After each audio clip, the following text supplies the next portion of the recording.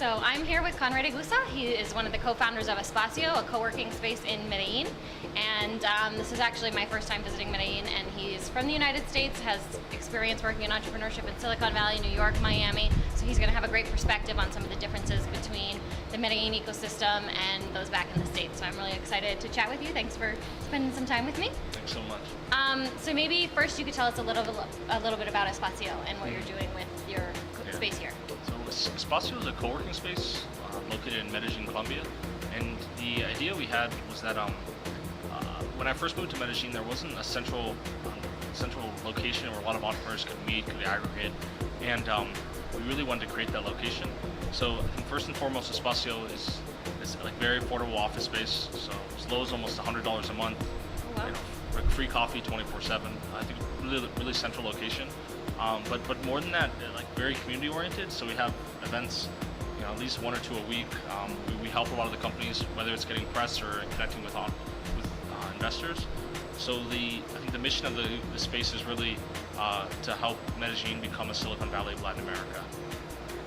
Okay, awesome. And how did you end up here in Medellin since you're from the States? Yeah, I ended up here because I'd always wanted to travel and work, and I was living in New York, and I thought I'd visit Miami for 3 months, and I thought Colombia or Brazil next. And I actually initially came to Cartagena, another city in Colombia, and after a few days, I was wondering where to go next, and everyone told me Medellin, Colombia, and I just didn't want to leave. So it's been almost 2 years now. Wow, awesome. So working here in the entrepreneurship space, what do you see as some of the similarities and differences between here and the States? Because you said this is sort of like the Silicon Valley of Colombia, or maybe even all of Latin America. So. The similarities. Let me see. I think the ecosystem here is a lot younger. It reminds me of when I first moved to New York, and New York this was probably about maybe 4 years ago when the ecosystem was really starting to get going, and that there was so much collaboration. So one of the exciting things about Medellin is that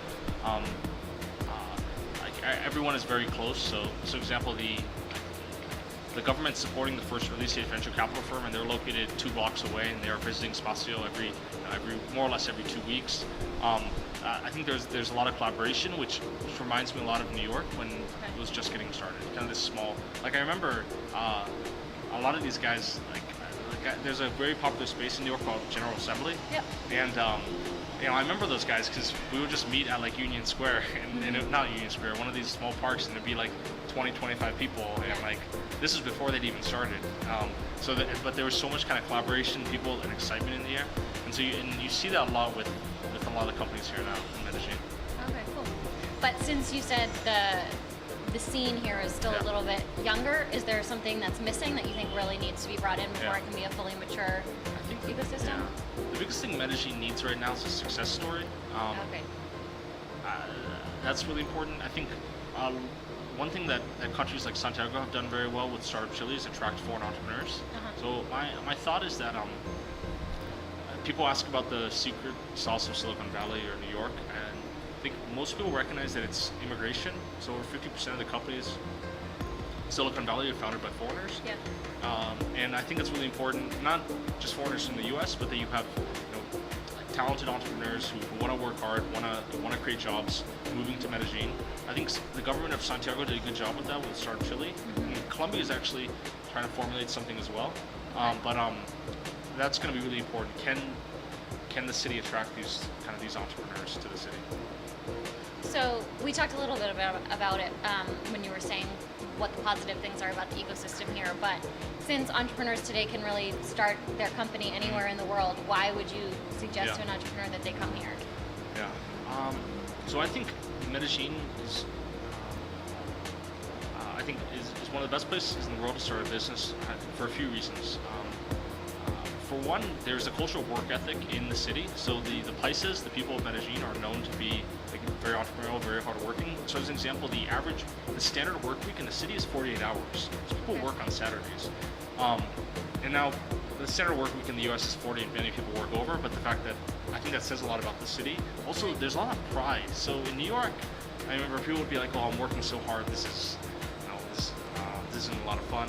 In Medellin, the people are like kind of almost thank God I'm working so many hours. They really take a lot of pride in what they do, and when you're around people like that, it forces you, like that's almost the perfect environment to want to start a new business. I think the other thing is there is a lot of interest in the city, so the government's starting the first early stage venture capital firm for funding. They funded, it's either $3 or $4 million of it, so there's a lot of support from the government as well here. Awesome. And now, so I haven't actually gone to Bogota yet, but after Medellin I head to Bogota and I hear a lot about the rivalry between the two cities. So do you care to comment on the rivalry as it applies to the startup scene? Yeah, there is a very large rivalry. No, I mean, I don't think it doesn't really affect the foreigners. It's more like it's more of a Colombian thing, I think. Gotcha. So last question, what is your advice for an aspiring entrepreneur out there? Advice for aspiring entrepreneur?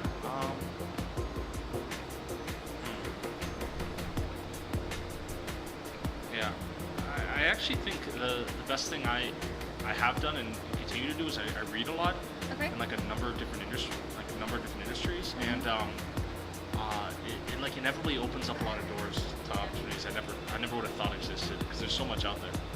Awesome. Well, thank you so much for your time. Did you find this video helpful or fun? Then share it with a friend who you think would benefit from the dish, and don't forget to follow me on Twitter and Facebook and subscribe to my channel on YouTube so you never miss any of the latest tips, tricks, and tutorials to help your business grow. And you get to see my adventures through the wide world of entrepreneurship and how I use the freedom running my own business gives me. Also, remember to head over to Costa.com so you can get in on the conversation about how to build your business to success so you can live your life your way.